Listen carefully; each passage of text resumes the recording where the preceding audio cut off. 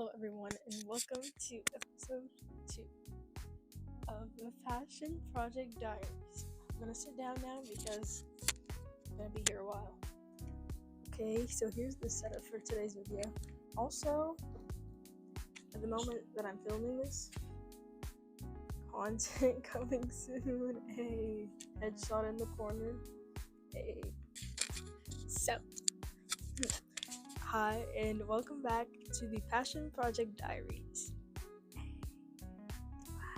In this episode, we're going to be talking about something that personally took me a while to figure out, which is what your passion should be for the project, or just in general. So it took me from April to July to figure out what I wanted to do. But the reason that it took me so long is because I have so many deep interests and I didn't know where to start because of how many I had. Not only that, but if we remember the last episode, I mentioned how I'd recommend making your project relate to your major of choice or majors of choice. So not only did I not know where to start for my project, but with application season coming up, being a senior this year, I couldn't choose a major for the life of me. And I'm saying all this to say that it's not necessary for you to choose one major.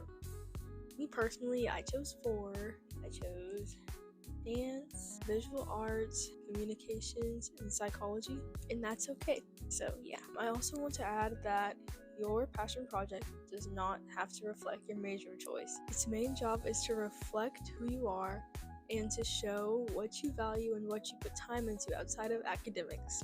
Here's some questions to ask yourself if you'd like to come up with a topic or concept for your passion project. One thing you can certainly think about is, what is something that you find to be an issue that you secretly wish you can fix?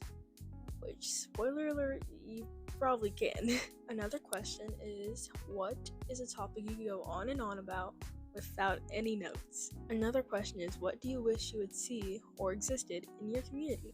There are many different kinds of passion projects that you could choose from. There are creative projects, there's community action, there's research-based projects, media-based projects, and many more. First time I realized that this could be a passion project of mine, it came out of my love for media production, but it also came out of my sentiment of feeling behind on college application preparation. Here's how I'm going about my passion project. I thought of not adding or implementing psychology in my project, but I didn't really feel like me, so I kind of had to. I hope watching me experience creative chaos motivates you to start your project even without a full plan. So if you're feeling a little bit stuck and you don't know what to do, I definitely recommend trying out some of the methods I mentioned. Well, I only really mentioned the questions, but on my website, I will have a form that you can fill out if you want to reach out if you need a little help finding out what it is you want your passion to be for your project. I'd like to remind you that you do not have to have everything all figured out to start your project. In the next episode, we're going to be talking about starting your project without spiraling into a planning hole, which I definitely did do a few days ago. Thank you for watching this episode, and I hope to see you in the next one. Bye!